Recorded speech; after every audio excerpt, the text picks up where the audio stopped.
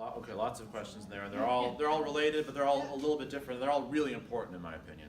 And so, listen, Trump and DeVos, I mean, ugh, right? So the less said about them, the better. What can we do here in Illinois? First of all, there was a school funding bill that was passed a few months ago that included some pretty decent stuff on our school funding system. I voted no on that bill. And my running mate, Letisa Wallace, who's a state rep, voted no on that bill as well, because it included exactly to your point, or to the questioner's point. Katie, perhaps.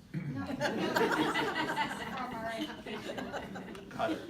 Included $75 million in what I would call a school voucher program, but what the advocates called a tax credit program, which was tax credits for rich people giving money to private school tuition funds. So in this exact moment that everybody claims to agree we don't have enough money for our public schools, we decided to siphon 75 million public dollars away into the pockets of big donors and to private schools. It's insanity. It's insanity. It's wrong. When I'm governor, we're going to repeal that. And fundamentally, we just should not be engaging in that kind of conduct. Now, about charter schools, let's start here. Back to there not being enough dollars in our public schools, back to there being a, frankly, almost an epidemic of school closings in Illinois. The last thing we need is more charter schools. We ought to have a moratorium on charter schools, because the idea that in this moment we're going to open more charters and suck dollars out of the public school system, it's craziness. It's a terrible idea. That's number one. Next, there is something called the Charter School Commission. Do y'all know how this works?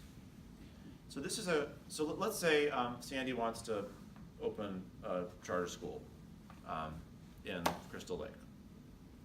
So she sends an application to the school board, and they debate the issue, and if they say yes, then the Sandy's charter opens and it's a part of the Crystal Lake School District, and that's that.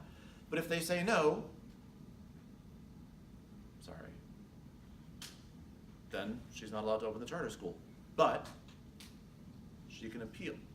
She can appeal to a state entity, a state board whose members are appointed by the governor, who are not chosen locally, who have no accountability to the local community, unlike the school board that said no to Sandy in the first place. Sorry. She's taking it pretty well.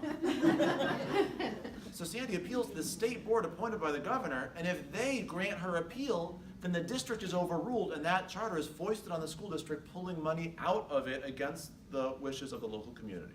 Bad idea. So I'm sorry. Now she's getting upset about it. I voted for a bill to stop that process this past spring. Now, as you might imagine, it's not Governor Rounder's favorite bill, but when I'm governor, we're going to pass that law so that we don't have an unelected statewide commission telling local communities you have to accept a charter school. That's next. Next, you made a really, or the education committee made a really important point. Charters on average aren't better than public schools. So what are we doing about the bad charters? Why aren't they held accountable in the same way that we are constantly talking about holding public schools accountable? So we need way more accountability for charter schools. We need to close the worst charter schools, and we need to, when charter schools are doing well, actually understand why and import their ideas back into traditional public schools. So the system as it exists now is a siphon to pull money out of the public schools, to pull students out of the public schools, to pull engaged families out of the public schools, and it's a one-way street. If there is to be a place for charters, it's got to be the exact opposite, where only the best charters should be allowed to continue, and those that are functioning well and are allowed to continue need to be used as models to import ideas into the rest of the school system. And we haven't seen that happen in Illinois. We've seen kind of the opposite happen, and so I think we're due for a real serious reevaluation of this experiment.